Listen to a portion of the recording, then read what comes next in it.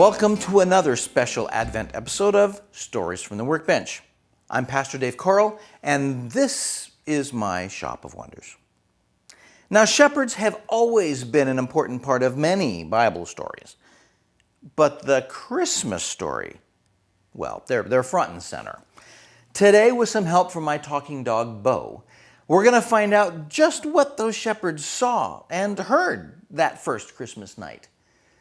Now, shepherds typically were poor and considered unimportant by most everyone. But God went to them first and told them first, in a miraculous way, that the Messiah, the Savior of the world, was finally here. Let's head over to the shadow box and chat with a shepherd from the Christmas story. Welcome back to our show. And it's getting closer. Merry Christmas. Tonight we're going to meet one of the shepherds that was actually there on that first Christmas. I can't wait. I have got so many questions, so many things I want to find out. Well, let's get started then. Ladies and gentlemen, I'm excited to introduce Sam the Shepherd. Applause, applause. The crowd goes wild. Wow, that is quite a... Well, welcome. Stop the bus. What is that aftershave you're wearing, Sam? Oh, that? Well, it's rather well known that shepherds eventually smell like, well, stinky sheep. Oh my.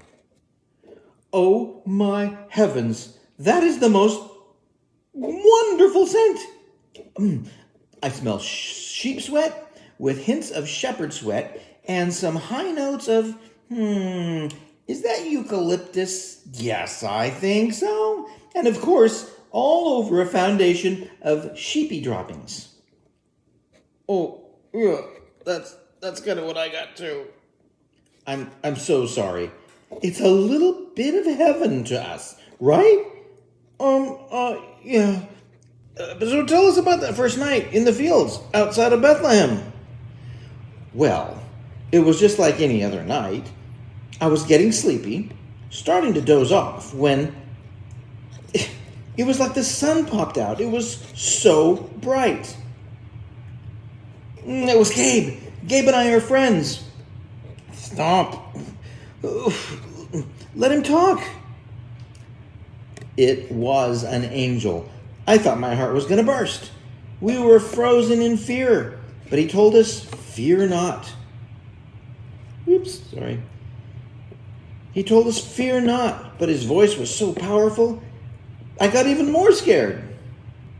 Yeah, Gabe sings bass, really powerful voice.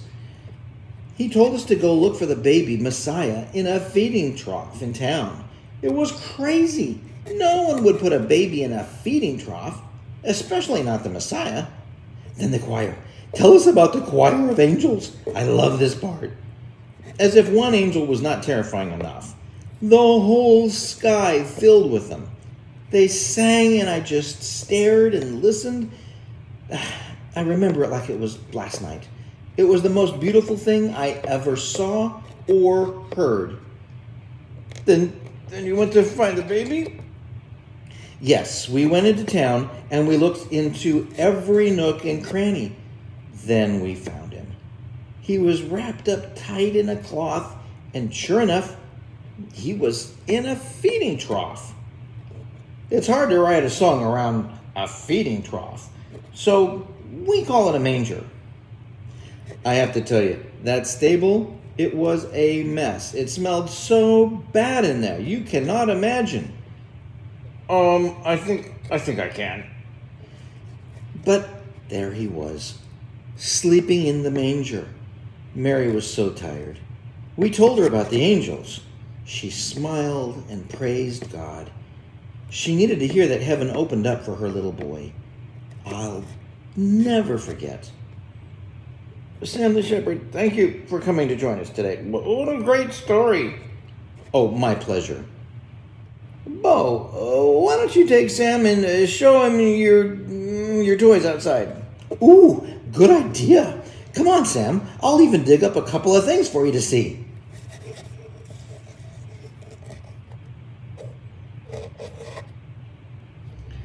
Oh, be sure to join us again next time when we will meet the wise men. You will not want to miss it. Thanks for being here. Merry Christmas.